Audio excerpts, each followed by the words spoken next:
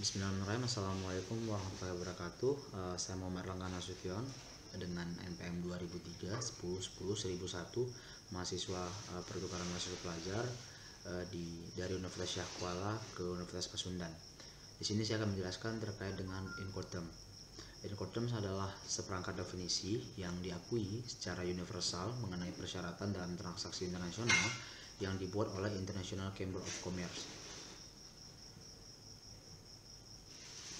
Apa tujuan diterbitkannya Incoterm? Nah, tujuannya ialah menjelaskan hak dan kewajiban kepada pembeli dan penjual yang berhubungan dengan pengiriman barang. Hal-hal yang dijelaskan meliputi proses pengiriman barang, penanggung jawab, proses ekspor impor, penanggung biaya yang timbul dan penanggung resiko bila terjadi perubahan kondisi yang terjadi akibat proses pengiriman, sehingga dipermudah seperti itu. Kemudian mengapa harus Incoterm? Nah, alasan menggunakan Incoterm itu ialah bahwasanya Incoterm bukan satu-satunya referensi mengenai syarat penyerahan barang yang dapat dipakai oleh praktisi perdagangan. Namun Incoterm sendiri ialah secara de facto telah diakui oleh pemerintah, otoritas hukum, dan para pelaku perdagangan hampir di semua negara di dunia. Oleh karenanya ia telah dipakai sebagai rujukan utama bagi penafsiran istilah perdagangan umum yang dipakai oleh perdagangan di dunia atau luar negeri. Nah, bagaimana cara menggunakan Incoterm itu sendiri? Nah, cara penggunaan Incoterm itu sendiri ialah antara lain untuk menggunakan Incoterm dalam kontrak perdagangan internasional ada 3 langkah utama yang harus dilakukan oleh pelaku usaha. Yang pertama ialah memasukkan ketentuan Incoterm tahun 2010 dalam kontrak penjualan. Lalu kemudian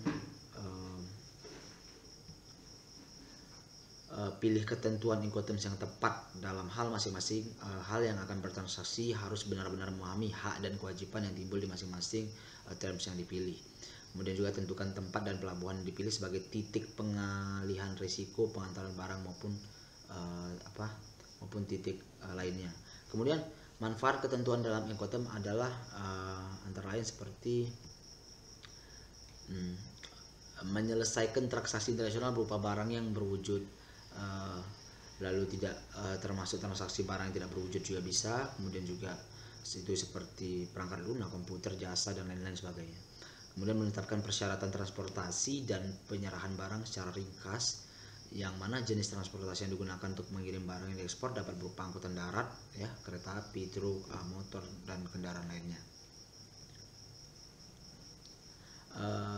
Serta menunjukkan kewajiban masing-masing pihak yang terlibat dalam kontrak dagang yang berkaitan dengan pengiriman barang dalam kaitannya dengan waktu pengiriman barang, pengurusan formalitas perdagangan internasional, penentuan jenis dan persyaratan pengangkutan barang ke tempat tujuan, persyaratan pengiriman dan bukti pengiriman, pembagian beban atau biaya pungutan di antara pihak yang bertransaksi.